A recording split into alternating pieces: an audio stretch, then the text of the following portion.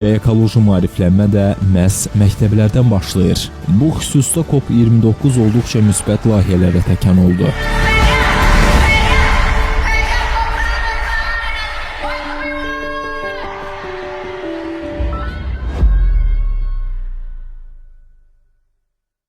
Ekoloji mədəniyyət elə məktəblərdən başlayır və bununla bağlı BMT-nin müxtəlif proqramları var. Elə Azərbaycanda ötən il keçirilən COP29 zamanı da müxtəlif panel müzakirələrində məhz ekoloji mədəniyyətin və ekologiya qayğının məhz məktəblərdən başlandığı vurğulanmışdı və biz hazırda Bakı şəhəri 203 nömrəli tam orta məktəbdəyik və şagirdlər tərəfindən hazırlanan beynəlxalq konfrans da onu deməyə əsas verir ki, Azərbaycanda elə ekoloji mədəniyyət məhz məktəblərdən başlayır.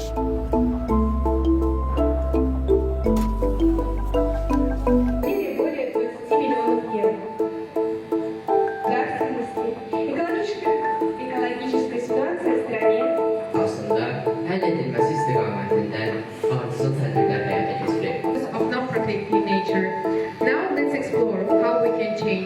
Türkiyə, Rusiya, Çin, Braziliya, Azərbaycan və BMT-ni təmsil edən dövlət bayraqları və məktəb mühiti olmasına baxmayaraq, hər bir bayrağı layiqincə təmsil edən şagirdlər. COP29-dan ilhamlanan 203 saylı tam orta məktəbin 8-ci sinif şagirdi Nəbizadə Yusif öz təşəbbüsü ilə ekoloji tarazlığın pozulmaması və gələcək nəslə daha yaşıl planet buraxmaq naminə Sağlam Nəsil, Yaşıl Təbiət adlı konfrans təşkil edib. Adım Yusifdir. Mənim 14 yaşım var. Mən 203 nömrəli tam orta məktəbdə təhsil alıram və bu layihəni qərar almağım əsasən də ilhamlanmağım Azərbaycanda keçirilən COP29-dan ilhamlandım və orada beynəlxalq səviyyədə olduğu üçün hal-hazırda da mən layihəmdə Sağlam Nəsil, Yaşıl Təbiət konfransında 6 dildə müzakirə olunacaq. Konfrans zamanı ozon təbəqəsinin deşilməsinə, yaşıl təbiətə, quraqlığa, buzaqların əriməsinə və sair kimi mövzularla danışıqlar olacaq.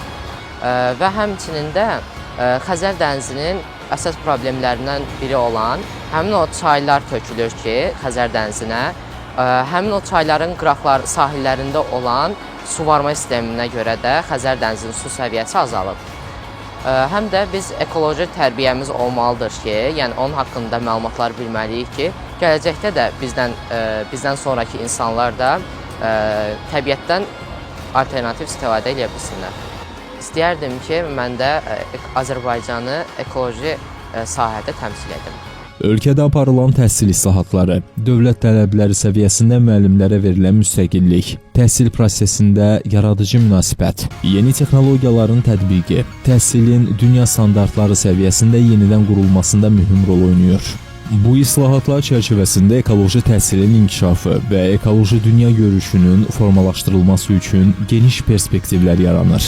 Gənc nəsildə ekoloji dünya görüşünün formalaşması istiqamətində həyata keçirilən tədbirlər ilk növbədə canlı təbiətə olan humanist münasibətin yaranmasına səbəb olur. Milli təhsil konsepsiyasında da gənc nəslin ekoloji təhsil və tərbiyəsinə xüsusi diqqət yetirilir. Müasir dövrdə qloballaşan dünyanın daha çox diqqət yetirdiyi məsələlərdən biri cəmiyyəti narahat edən ekoloji problemlərdir. Əhalinin ətraf mühitə neqativ münasibəti mövcud problemin yaranması ilə nəticələnib. Məhz buna görə də bugün ekoloji maarifləndirilməyə böyük ehtiyac var. Bunun üçün cəmiyyətin hər bir üzvü müəyyən ekoloji biliklərə yiyələnməli, əhalidə ekoloji dünya görüşü formalaşdırılmalı, təhsilin ayrı-ayrı pillələrində ekoloji təlimlərin həyata keçirilməsini təmin etməli, məktəb, eləcə də məktəbə qədər tədris tərbiyə müəssisələrində uşaqlar və şagirdlər arasında ekoloji tərbiyəyə xüsusi fikir verilməlidir. Elə Səbail rayon Riyad Əhmədov adına 203 nömrəli tam orta məktəbdə verilən diqqət kimi.